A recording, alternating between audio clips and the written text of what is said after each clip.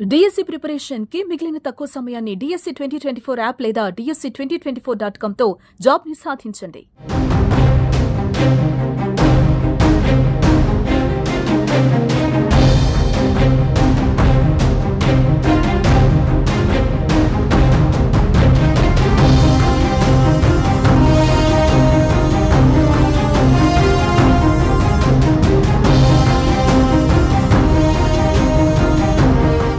భారత్ పాక్ యుద్ధం మొదలైంది. భారత్ దెబ్బకు పాక్ బెంబేలెత్తిపోయింది. ఒకే దెబ్బకు భారత్ దళాలు 100 మంది ఉగ్రవాదుల్ని మట్టుపెట్టాయి. ఈ సంఖ్య పెరిగే అవకాశం కూడా ఉంది.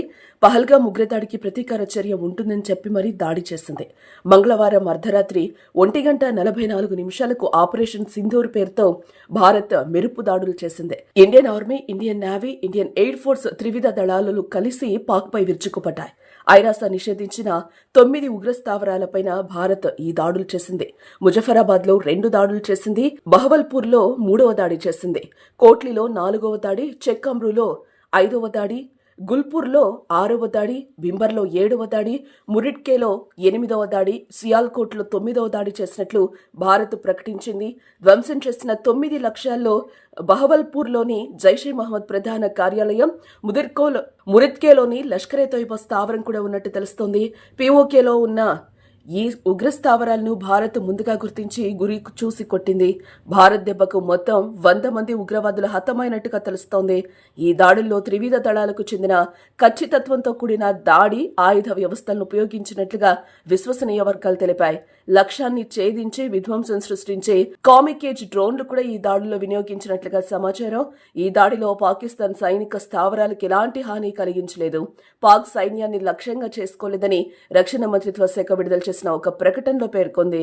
కేవలం ఉగ్రవాద మూలాలను మాత్రమే టార్గెట్ చేశామని పేర్కొంది. పాకిస్తాన్ సైనిక స్థావరాలపై కాకుండా కేవలం ఆ దేశంలో ఉన్న ఉగ్ర స్థావరాలపై మాత్రమే ఈ దాడులు చేసినట్టు భారత్ సైన్యం వెల్లడించింది.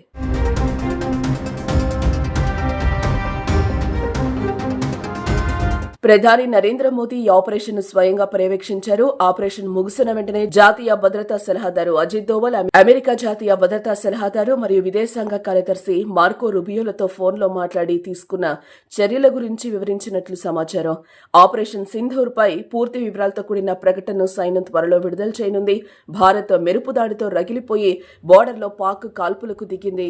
పాక్ సైన్యంపై భారత్ కాల్పులు జరపకపోయినా తన బుద్ధిని మార్చుకొని దాయాది సరిహద్దు గ్రామాలపై విచక్షణరహితంగా కాల్పులు జరిపింది. పాక్ కాల్పుల్లో 3 భారత పౌరులు దుర్మరణం చెందారు. మన జవాన్ల కాల్పుల్లో పలువురు పాక్ రేంజర్లు హతమైనట్లుగా తెలుస్తోంది. అలాగే ఆపరేషన్ సింధూర్తో పాకిస్తాన్ అప్రమత్తమైంది. దీంతో ప్రస్తుతం అక్కడ ఎమర్జెన్సీ పరిస్థితి అయితే నెలకొంది. ఈ మేరకు అన్ని ఎయిర్పోర్ట్లు, పోర్టులను పాకిస్తాన్ క్లోజ్ చేసింది. అలాగే స్కూళ్లు, ఆఫీసులకు సెలవులు ప్రకటించింది. మెడికల్ ఎమర్జెన్సీని కూడా పాక్ ప్రకటించింది.